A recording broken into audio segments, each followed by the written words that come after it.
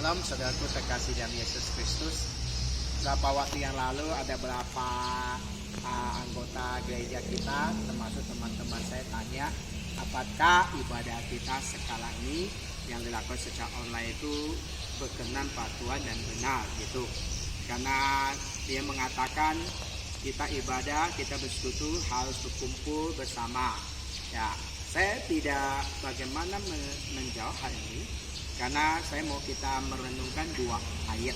Ya, ayat pertama saya ambil dari Yohanes pasal 4 ayat 23 sampai 24. Ayat ini berbunyi demikian. Tetapi saatnya akan datang dan sudah tiba sekarang bahwa penyembah-penyembah benar akan menyembah Bapa dalam roh dan kebenaran. Sebab Bapa menghendaki penyembah-penyembah demikian. Allah itu roh, dan barang siapa menyembah dia harus menyembahnya dalam roh dan kebenaran. Di situ Yesus ini mengatakan kepada perempuan Samaria bahwa pada saatnya penyembah-penyembah benar akan menyembah Bapa dalam roh dan kebenaran. Lalu dikatakan Tuhan menghendaki itu, ya kan? Dan lalu dilanjutkan Allah itu roh, dan barang siapa menyembah dia harus menyembah dalam roh dan kebenaran. Perhatikan ada dua tekanan yang dilakukan Yesus, yaitu menyembah Allah dalam pengertian, dalam menanggapi Allah itu adalah roh. Dan yang kedua, menyembah Allah dalam arti kebenaran. Ya, dari roh dan kebenaran. Perhatikan dua kata ini ya. Ini penting bagi kita sebagai penyembah-penyembah Allah, terutama pada saat sekarang ini. Kita tidak menyembah Allah langsung lewat gereja, bersekutu bersama saudara di gereja.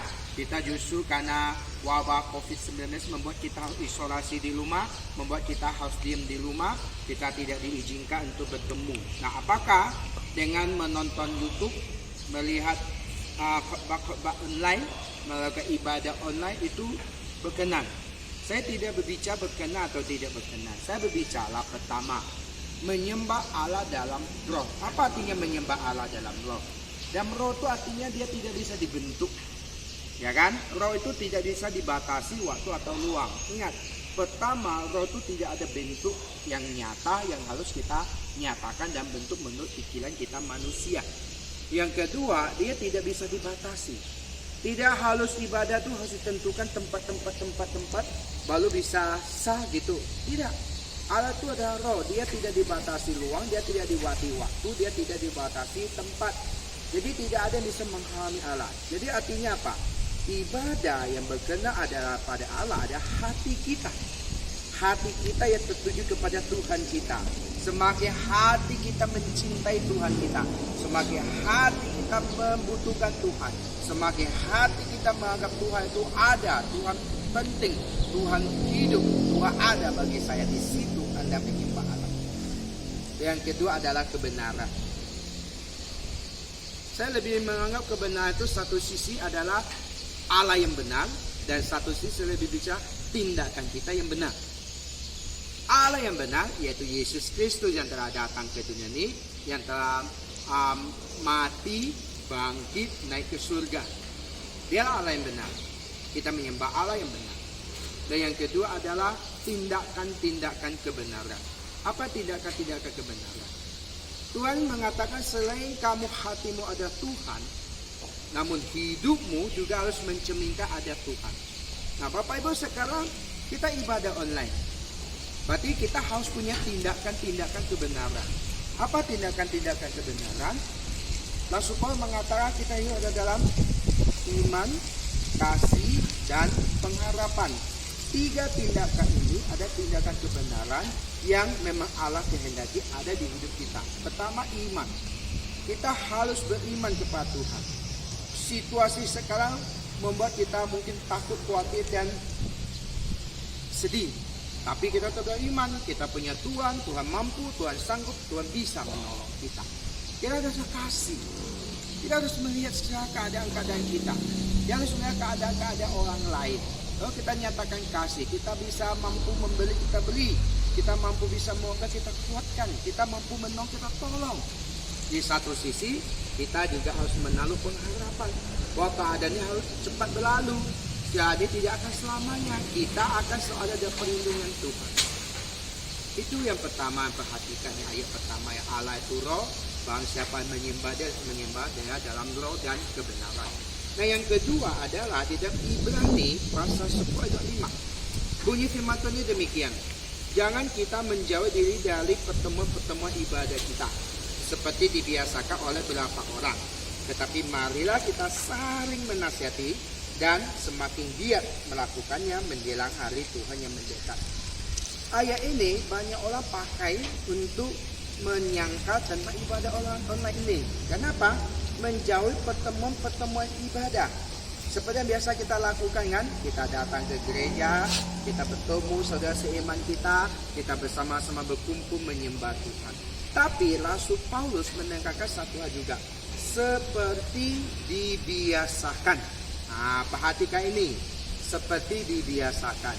Ketika Paulus menegur tentang harus rajin ibadah, harus semangat ibadah, ternyata ada orang-orang di jemaat yang di surat tulis Ibrani ini kepada mereka adalah ada orang-orang yang pertama mengajarkan tidak perlu ibadah. Ada orang mengatakan tak usah datang ke gereja, hanya perlu pribadimu dengan Tuhan. Sebab Paulus menekankan orang yang sengaja menjauhi pertemuan ibadah.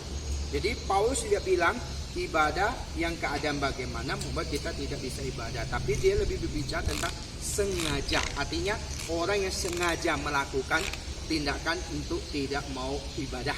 Nah, itu yang ditekankan. Nah, keadaan sekarang kita kan bukan sengaja, bukan kemauan kita kan. Bukan kita tidak mau datang ke gereja beribadah kepada Tuhan. Tetapi ini karena keadaan yang membuat kita demikian. Karena kita mau taati pemerintah kita.